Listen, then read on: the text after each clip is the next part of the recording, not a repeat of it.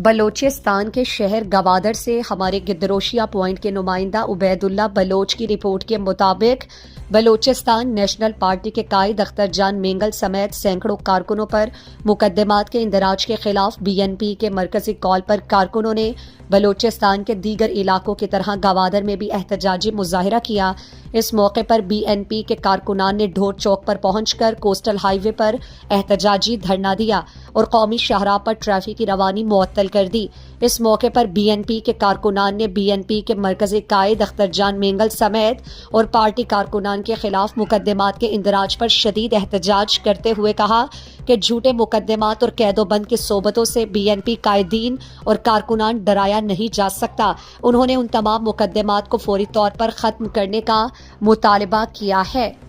Balochi BNP मरकजी गाले पदा कि सरदार अख्तर मेंगल के अवधो बट्टा तानिया निश्ताओ शांसद 65 मरतबे FIR के बितगा ये रियासत में बदमाशी के खिलाफ पूरे बलूचिस्तान के बलूची एहतजाजी धरना बितगा हम पार्टी काले मुताबिक जितना धरना दाता को मालूम के बाद मिन्नत वारे क्या आपका हमारा सपोर्ट होता तो ये बलूचिस्तान सपोर्ट होता चाहता है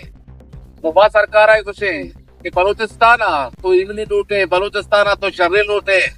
बलूच इलाका बलूचिस्तान तो इमली शर्री लूटे तो बलूचिस्तान का बलूचिस्तान राइट सब दे